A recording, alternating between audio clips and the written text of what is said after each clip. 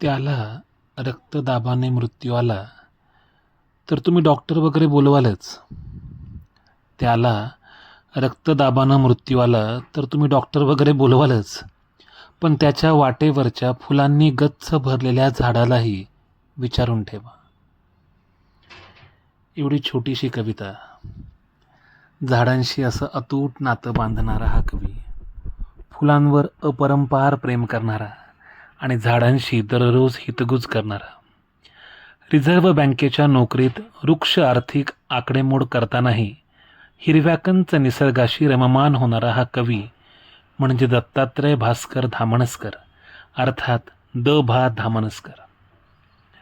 14 August 2026 रोजी त्यांचं निधन झालं. धामणसकरांचे 3 कविता संग्रह प्रसिद्ध आहेत. प्राक्तनाचे संदर्भ 1982चा, बरेच काही उगवून आलेले 2001चा आणि भरून आलेला आभाळ हा 2016 सालचा. त्यांचं आणि झाडांचं नातं कमालीचं आत्मीय होतं. म्हणूनच तर त्यांनी लिहिलं होतं, मी पंचांगाला चैत्र कधी हे विचारलंच नाही. मी पंचांगाला चैत्र कधी हे विचारलंच नाही. झाडांची पोपटी पालवी मला अधिक विश्वासार्ह वाटली. झाडांच्या पोपटी पालवीवर अधिक विश्वास ठेवणारा हा कवी. कार्ल युंग हे सुप्रसिद्ध मानसोपचार तज्ज्ञ, ॲनालिटिकल सायकोलॉजीसारखी ब्रँच ही त्यांच्यामुळे उदयाला आली. त्यांनी आदिबंध अशी एक संकल्पना मांडली. म्हणजे अनेकदा लेखक कवीच्या खोल नेणिवेत काही गोष्टी रुतून बसलेल्या असतात. त्यांचा वेगवेगळा आविष्कार त्यांच्या सर्जनातून, निर्मितीमधून होत असतो. उदाहरणार्थ विहीर, अंधार, जंगल हे वेगवेगळ्या रूपात येत राहतं.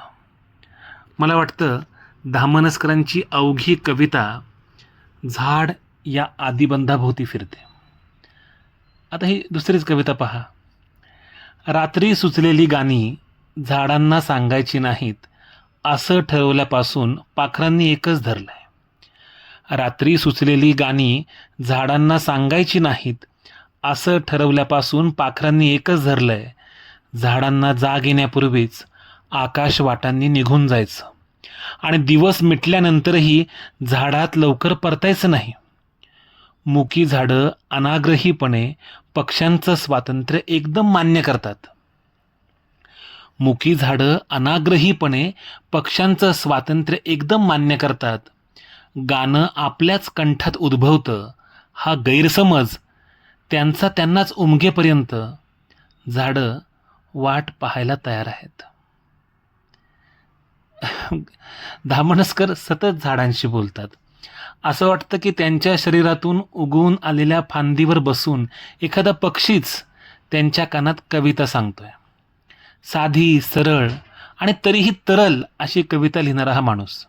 एका बाजूला बालकवींच्या निसर्ग कवितेशी नाळ सांगणारा आणि दुसऱ्या बाजूला इंदिरा संतांच्या संवेद्यतेशी नातं सांगणारा. आणि असं असूनही ही कविता शब्दबंबाळ नाही. तिला शब्दांची आस आहे, पण त्यांचा अपुरेपण माहिती आहे. प्राक्तनाचे संदर्भ हा माझा फार त्यांचा आवडीचा संग्रह आहे आणि या संग्रहात एक कविता आहे. त्या कवितेचं शीर्षकच आहे कवितेचं ठीक आहे. कवितेचं ठीक आहे ती नेहमीच फक्त खबरदार होती. कवितेचं ठीक आहे ती नेहमीच फक्त खबरदार होती. बापासारखा बाप गेला तेव्हा तिने फक्त टाहो फोडला. बापासारखा बाप गेला तेव्हा तिने फक्त टाहो फोडला आणि मित्रासारखा मित्र गेला तेव्हाही भावनांच्या अनावर उद्रेकांना परंपरेने गवसलेल्या शब्दांची लेबले लावण्याखेरीज ती काहीच करू शकली नाही. आप्त गेल्यावर दूरचे सांत्वनाला यावेत तसे तिचे उद्गार. अक्षरांच्या पाऊलखुणा एवढंच सांगतील की ती येऊन गेली. अशा तिच्या पाऊलखुणाही खबरदार. पण आपलं तसं नाही. आपण खबरदार नाही. नुसते खबरदार तर कधीच नव्हतो. म्हणून म्हणतो आपण नुसतंच भरून येऊया. सांगायचं ते मौनच सांगेल वा हळूवार जाणता स्पर्श. आपलं हे अतिशय खाजगी आहे. म्हणून शब्दांनाही आपण आपल्या प्रांगणात मनाई करूया. कारण आपलं खरंच तसं नाही कवितेसारखं. अरे पाऊलखुणाही खबरदार होतील म्हणून त्याही आपणास पुसून टाकायच्या आहेत. कवितेशी, शब्दांशी, झाडांशी बिलगलेले धामणसकर. लोक त्यांना प्रेमानं आबा म्हणायचे. हे आबा गेले तेव्हा अंगणातली झाडं काय म्हणाली असतील असा विचार माझ्या मनात आला. डोंबिवलीतल्या त्यांच्या घराला अंगण तरी असेल का, आजूबाजूला झाडं तरी, पण तरीही त्यांच्या मनात झाडं, पशु पक्षी सगळेच शेवटपर्यंत साथ सोबत करत होते असं दिसतं.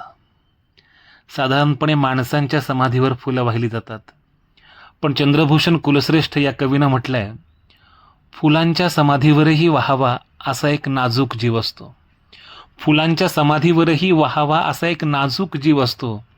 कवी त्याचं नाव. मला वाटतं धामणसकर हे असे कवी होते.